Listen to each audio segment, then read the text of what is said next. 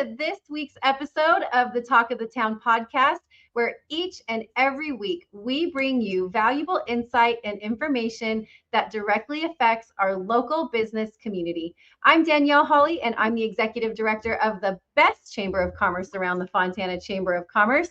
And I'm proud to bring you our Talk of the Town podcast with my awesome co-host, Mr. Carlos Garcia of FYI Technologies. Carlos, how's it going today? Doing great, Danielle. How about yourself? I'm great. It's Friday. We're getting a lot done today. So I'm just excited to have one of my friends, owner of Final Touch Construction, Mr. Luis Echeverria, who is also one of our Fontana Chamber of Commerce board members, joining us on the show today. Luis, welcome to the show. Well, good morning, everybody. Happy Friday. Thank you for having me.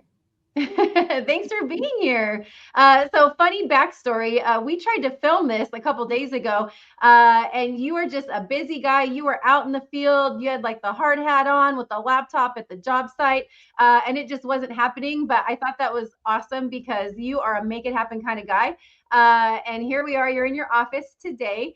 But thank you so much for joining us and taking time out of your busy schedule to just share a little bit about who you are and what you do and your journey here at the Chamber. So I wanted to start off by having you share just a little bit about yourself. Yeah, thanks. And I appreciate you guys adjusting your schedule for that little hiccup that we had. Hey, that's fine. Yeah, so as far as my story, I'm the oldest. I have three sisters. A little background on me. I grew up very humble, one-bedroom apartment in Santa Ana, Orange County. And my journey started there. Moved over to Ontario, went to high school in Ontario, and moved to Fontana with my family 18 years ago. And I have three beautiful daughters and a son that helped me in the business as well. So I've been very lucky. There's a lot of gaps in between those timelines, a lot of conversations that we could have about that. But for now, I think that's just a little background about me. I love it. And I love that you are like a family, I say family involved business. Yeah, very much so. It's good. It was rocky when it first started because we had a lot of adjustments to, father, son, and daughter. Sure. And all that stuff, and it's been a great journey, and I'm very happy about that. Very blessed to have. Yeah, and you're passing on your legacy to your family. And for our listeners, if you didn't catch our episode last year, we had your daughter and another young lady from your office come in and talk about women in your industry, which we'll get into your industry in just a second. But really great conversation, hearing from their perspective. From a typically, more male prominent type of industry, but getting their perspective and their experience. So thanks for letting us have them on last year. We've been wanting to get you on just to hear from the guy himself. So that's what we're going to do today. So thank you so much for being here. Yeah, no problem. Hey, Luis. So now also talk to us, enlighten folks about Final Touch Construction. Tell us all about great things that you do. I've seen you in action, man. Like Danielle said, we just saw you on site, emergency calls, you answer. Tell us about that. Yeah, so I started Final Touch Construction 2009. Before that, I was working for other major builders as a project manager, but I worked my way up. I started my family very young. I was 18 years old when I started my family, so I had to get a job. I had to get going. And I just walked into a job site, knocked on some doors at the time that, there's trailers out there, fence, dirt. Just knocked on the door and said, hey, I'm looking to find a job. I'm looking for a job. Is there anything I can do here? And I started at the bottom. Started working there and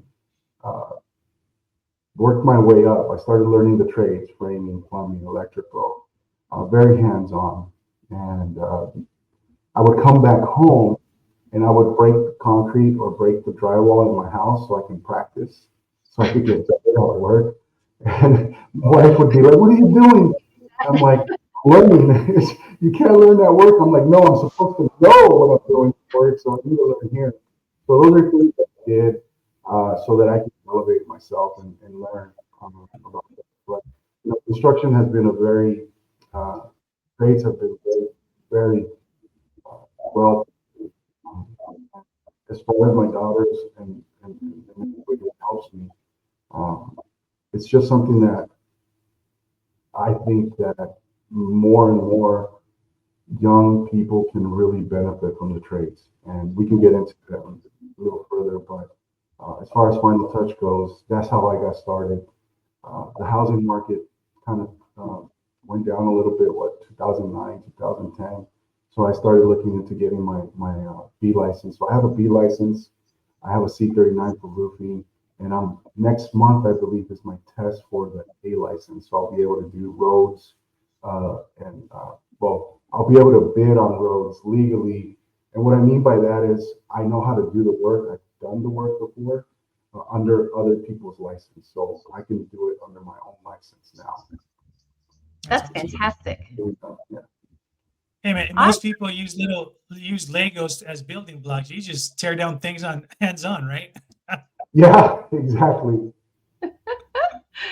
Awesome. Well, let's shift gears for a minute. And I want to talk about your journey and experience with the Fontana Chamber of Commerce, because obviously, you were a chamber member, and then you did some other things in between becoming a board member. So can you just talk about your journey and experience with the Fontana Chamber?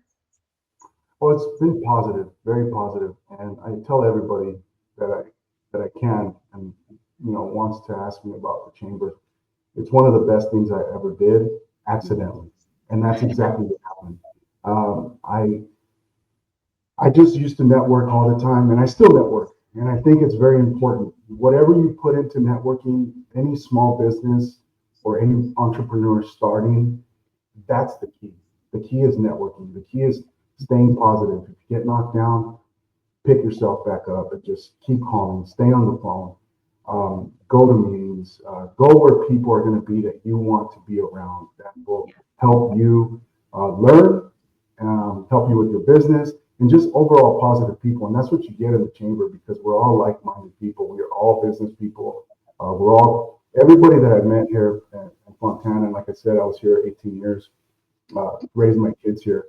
So for me, it's a passion and something that I hold dear to my heart, that the city has been so good to me and everybody here, just with my kids and the teachers. So I get involved as much as I can with anything that has to do with the city here in Fontana, and just in general try to help people, because I know my background, we try to do as much as we can for the community. I mean, we gift a free roof every year to somebody in need, a family in need. So those are just small things that we do, try to get back to the community. So having said that, with the Chamber of Commerce, whatever you put in, you're gonna get back out. And I think that, you being the executive director of the chamber here in Fontana, Danielle, and in your positive nature, no matter what's going on, it just transcends on how this chamber really is and how the people around us really are. Thank you. I mean, you guys have great positive energy all the time. I can pick up the phone, call you guys if I have a question, and you guys are easy to get a hold of. It's not something where it's a little difficult. So I think that's what, as far as the chamber goes, my experience has been very positive all throughout. And then being able to sit on the board and asked to sit on the board, I think it's very, for me, a very humble, shocked, and I mean the opportunity was there for me to do it, and I took it, and it's been very, very positive for me and my family. Awesome. And I want to brag on you for a moment, because before you sat on the board of directors, you were an ambassador. And so if you're not familiar, our listeners, about our ambassador team, we call them our Miss Fontanas of the chamber. It's totally like a volunteer position, right? It's above and beyond your normal membership. And there's like a 3-month trial period where we get you acclimated and get you in. But really, our ambassador team are the liaisons between our chamber, our business community, and the community as a whole. And so when you came in as an ambassador, you became the chairman of the ambassadors and really helped shift the direction. You talk about positivity, and this was right around the time that I was coming into my role. And so I appreciate all the work that you did there. But even just your heart for the community, you also were our Rotary president. And did a lot of great stuff there. Really cleaned up the Pacific Electric Trail. You started our cornhole tournament, which I'm proud to say my husband and I were the first champions of that, but really just came in with some fresh perspective and ideas. And I think it's exactly what we needed at that time. And so it's been fun to watch you in your capacity, really serving the community, and then now serving on our board of directors. And I think you were the perfect fit at the perfect time. So thank you for all that you've done, really just to impact our chamber as a whole, our ambassador team, the Rotary Club, and just our community. Oh, thank you. Appreciate that. It was fun. It's a blast. Like I said, people are so positive and you want to be around it. I miss being at, every ribbon cutting. I still try to get there, but I miss that. It's really good energy, really good positive people, and it's fun. I mean, how can you not have fun at a ribbon cutting when somebody's starting a new business, or they've been in business and they just want to be a part of the chamber now? So it was a great fun, and I have a lot of great memories. Before I move on to the next question, there's something else I think that I'm gonna put you on the spot, man. You got to talk about Stage Red and how fast you turn that around. Because I've been there, I've seen some great shows, and man, this place just rocks. So a lot of that has to do with you making that happen. Oh man, Stage Red. I actually every time I cruise by there or drive by there, which is quite often, it's on my way in. From my house to work and stuff like that. It's just something that I think that it kind of just fell in my lap. It kind of just came to where the project was there. I knew how important it was for the city. I knew how important it was for a lot of people, and including myself, to make sure that Stage Red went well. I think I got lucky that we were able to do it in that short amount of time. I think we packed 6 months worth of work, like 2.5, something like that. It was crazy. It was something where I was there 5 o'clock in the morning, 10 o'clock at night. I had shifts in the morning, in the afternoon. So whatever I can do at night, I was able to do at night. By the time I came back, we were able to hit just keep going. I told a little story at Rotary a while back where Jack's Donuts, which is down the street here, we kind of lived off of Jack's Donuts and Monsters, and that's how I got the guys going. It was so unhealthy. I mean, afterwards, I really felt like it was very exhausting. But it's also something that I can say that we did it, and be proud of it. Like you said, there's some great shows. I think there's going to be a really great band this weekend. They're performing, so it's something that was very cool, and we enjoyed doing the project, and I was glad I was able to be a part of it for sure. So I know we're talking about projects here. You and I have had conversations about trends, challenges that you're seeing in your industry. You want to share some of that? Just 30 days ago, I mean, if I were to buy some lumber, it just went up 20-25% already. Wow. In 30 days. So we're starting to see increase in material. So we're starting to see that again. I don't think we're going to see it how we saw it in COVID, because I think COVID just ran up. I mean, a sheet of plywood was $100 at the time. We're nowhere near that anymore. I also think that with the housing, we need housing. So it's not going to slow down for us, for TI work or any of the work that we're doing. I think that the trends, we just need to adjust a little bit with materials. We're all listening and we're all paying attention to tariffs and stuff like that. and how it's going to affect us here and there. But I think it's important we can have a different conversation about that. But I do like the fact that we are trying to bring more business and more manufacturing to the States. I think that's important. I think that's what we need to do, and we need to stay focused on that. Yes, it's going to take a little bit of time. It'll take time. We need to adjust ourselves a little bit. Yeah, we should adjust ourselves. But I think the overall goal and the overall vision of what we need here in the United States is just on course. And I believe in it. So I just have to adjust and keep going business-wise. Yeah. That's great. It is. Yeah, it's definitely, especially your industry, you've been hit with a lot over the last few years. But you guys are resilient, and just seeing you tackle stage red. I think I remember finishing the Fontana Days run and coming down, and you were right out there like, hey, you want to see what's going on? That was a miracle that you pulled off. And I'll never forget the night that Sammy was there, Sammy Hagar, and we did the opening, and just seeing you standing up on the balcony, just enjoying that moment was just a moment. I think my husband took a photo of it because he was capturing the event, but it was just such an iconic moment to see all of your hard work come together. It had to be such a proud feeling of making that happen. What was going through your mind when you were standing there? What was going through my mind? I think a lot of it was, I can't believe we just did this. I can't believe we're here, and because have I done production like that before? No. Have I done production? Yes. It's obviously home builders. You build houses really quick. You go fast.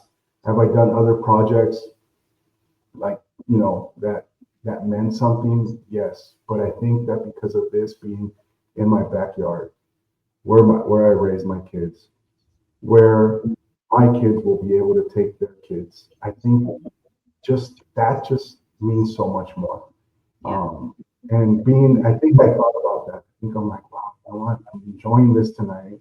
My kids will be able to come out here and enjoy this, and my grandkids will be able to enjoy this. So I think that's a lot of that, and also just having fun with everybody, I had my crew there. I had a lot of my crew that was able to be there with their wives. So I was able to thank their wives for allowing me to keep their husbands, 12 hours a day, 6 days a week, because that's important too, to thank, with our wives to giving us this opportunity to come out and work so hard too, spending time away from the family. They understand that. So I think it was just, and right now I'm kind of just getting the chills because it's bringing me back to that feeling of what I had. Very, very thankful and grateful that I was able to do that. That's something that no one can ever take away from you. I feel like you're big on legacy, and you've brought up your kids, your grandkids, and just thinking about the next generation. Another thing that I wanted to bring up, because you did this in your capacity as president of the Rotary, you brought in some of our students from Fontana Unified to tackle a really historic project. Can you share a little bit about that? Yeah, no, that was actually very, very, it was a very fun project for me too. And again, I'm just so grateful that these things come to me, and I think it was the Historic Society that called me. I think you're part of that too.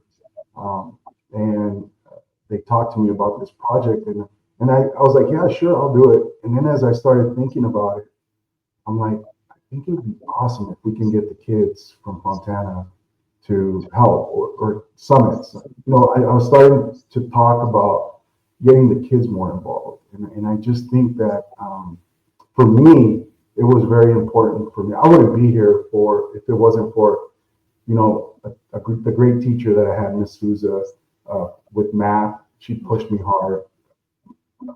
A PE teacher that I had, people that I've had throughout my life that have helped me and guided me to where I'm at now. If we can one day just guide a young man or a young lady into a path where they can sit here and reflect and think about what changed for them, what made it happen for them, and if we can be that person, I think that that's just so important. And I think all the money in the world is not enough for when you can do that for another life, another human, right?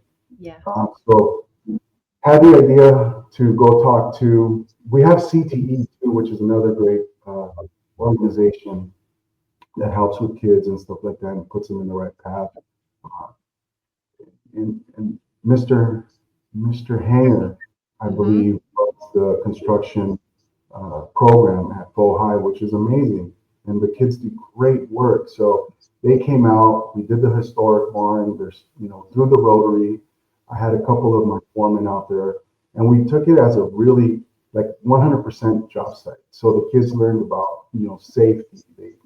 We had safety meetings. We treated them like if they were going to the job site. We also had donuts there. So, I mean, part of it is that, and they had fun, and it's something that they can come back and look at.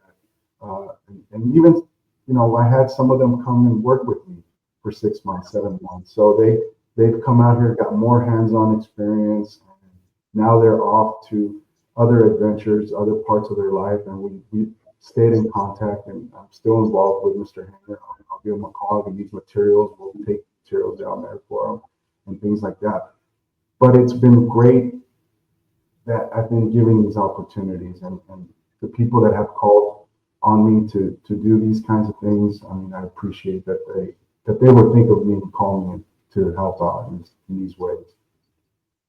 Well, I think it's fantastic. And I think it's really coming full circle, right? Like thinking about where you started here in Fontana, raising your kids here, you have your business here, coming through the chamber, and now reaching down to that next generation, which is literally our Fontana Unified logo. We've got the torch being passed from one generation to the younger generation, right?